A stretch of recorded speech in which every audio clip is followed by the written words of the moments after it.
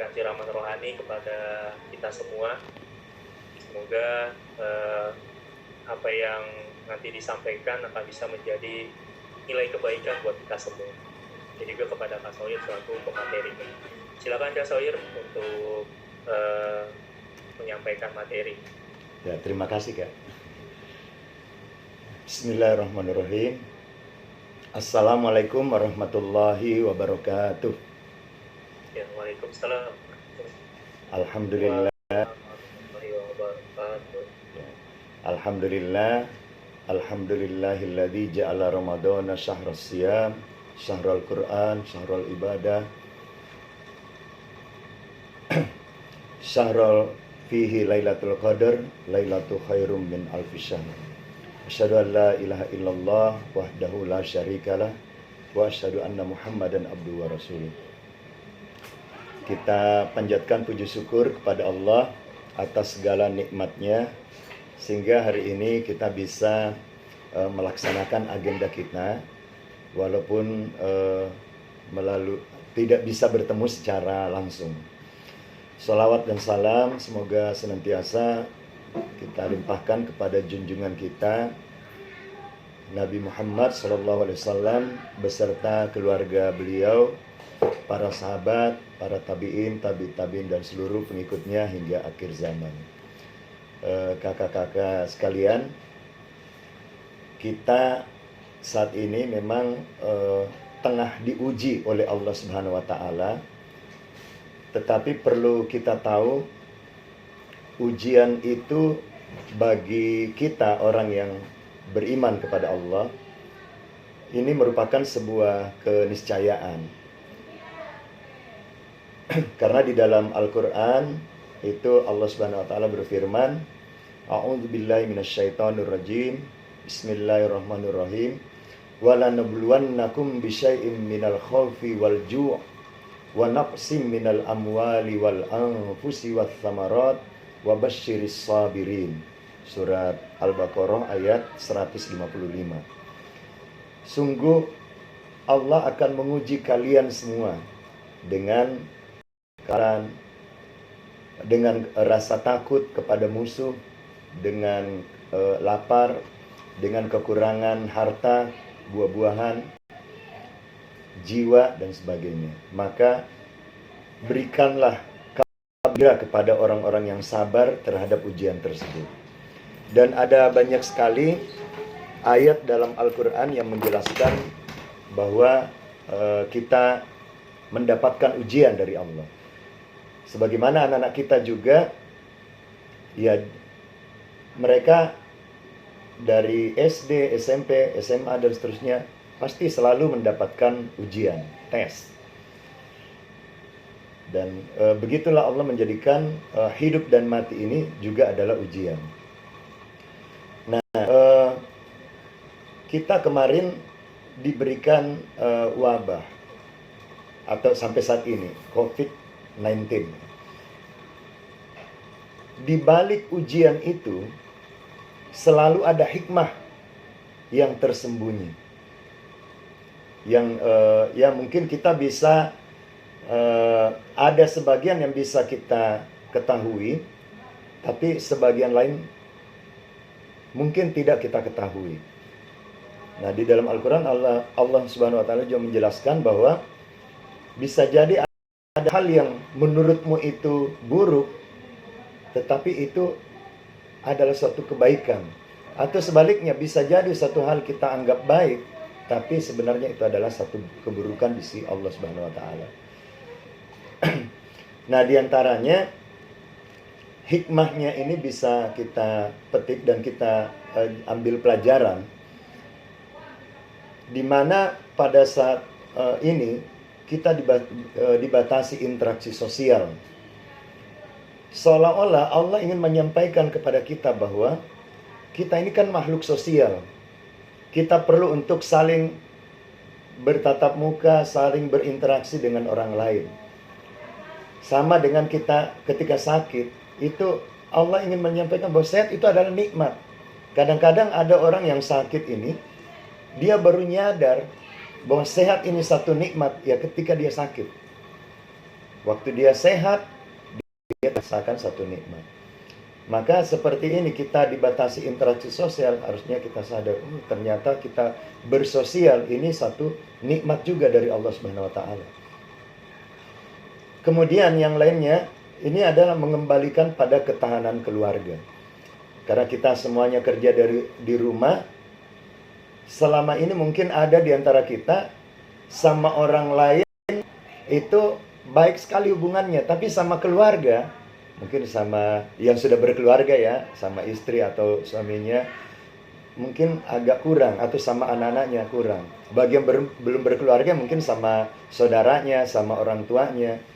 Nah, disinilah Allah ingin mengajarkan kita bahwa pentingnya pondasi pendidikan itu dari keluarga. Kadang-kadang kita lupa hal itu. Jangan sampai kita sama teman, sama orang lain itu hubungan baik, tapi sama keluarga kurang. Maka Allah kembalikan kita pada keluarga, membentuk keluarga itu sangat penting. Kemudian ini mengajak kita peduli sesama, terutama yang terdampak COVID. Di sinilah tantangan juga bagi kita. Kita tahu misalnya keluarga kita ada yang kekurangan, ada yang melebihi dari kita.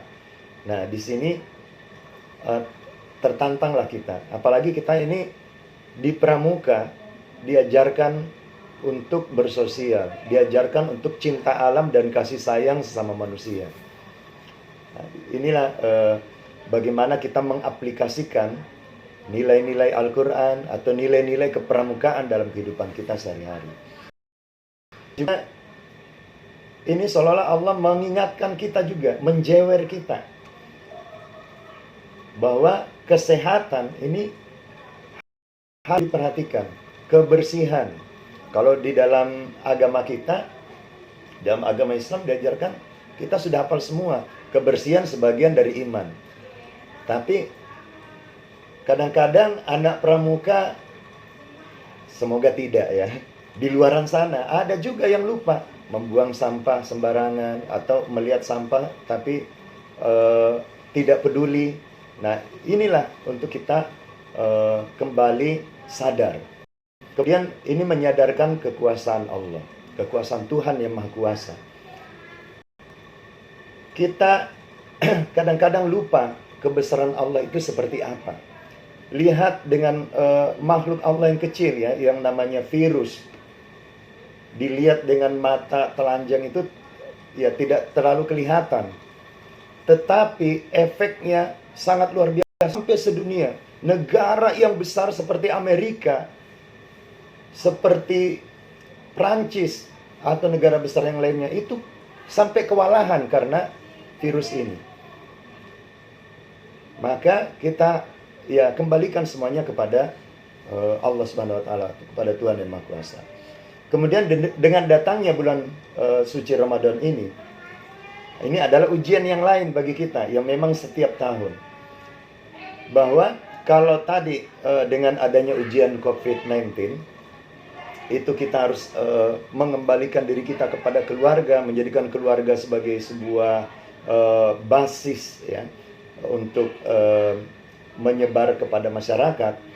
Maka di bulan Ramadan ini juga membentuk kepribadian individu, ketahanan individu kita semuanya masing-masing dengan kesabaran, karena berpuasa itu mengajarkan kita sabar, disiplin, manajemen waktu, bagaimana kita bangun untuk sahur, kemudian sampai kita berbuka puasa.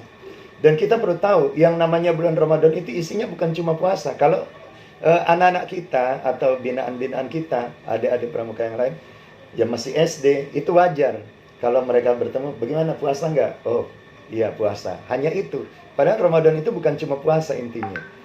Dia disebut juga bulan Al-Quran, disebut juga bulan ibadah. Jadi ibadah kita atau pekerjaan kita di bulan puasa, di bulan Ramadan ini bukan hanya puasa, tapi juga membaca Al-Quran, juga ibadah, membantu sesama, membaca, belajar, dan sebagainya. Nah, ini puasa itu membentuk kepribadian kita. Insya Allah menjadi orang yang sabar tadi, yang disiplin, dan sebagainya. Kemudian juga memberikan empati, merasakan lapar dan dahaga yang dirasakan oleh orang-orang yang lain.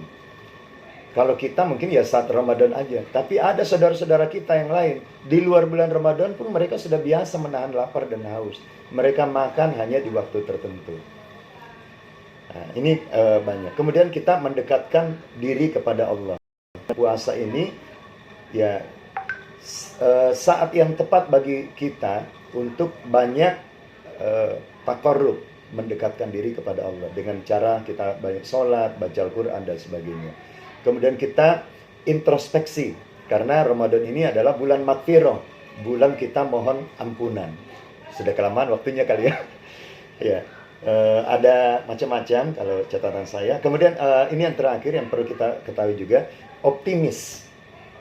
Ramadan ini mengajarkan kita optimis. Kenapa? Orang yang puasa itu tahu di ujungnya puasa itu ada Syawal untuk bergembira. Jadi kita saatnya, apalagi kita sudah masuk pekan ketiga ini, pekan ketiga, pekan keempat, tahu-tahu insya Allah bertemu dengan Idul Fitri. Jadi ini akan memberikan optimisme. Oh, walaupun kita berlapar-lapar, nanti ada saatnya kita berhari raya.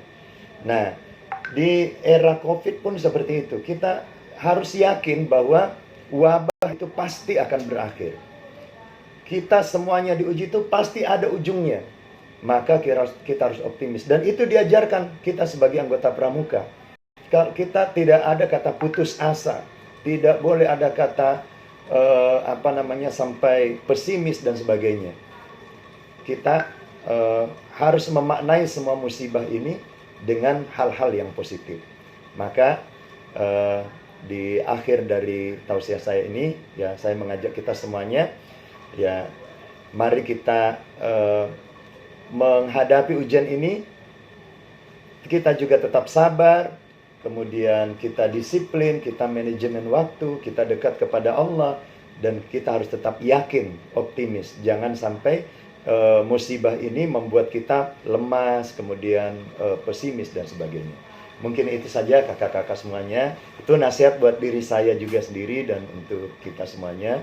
Semoga bermanfaat dan terima kasih juga atas waktunya. Wabillahi taufiq wal hidayah. Wassalamualaikum warahmatullahi wabarakatuh.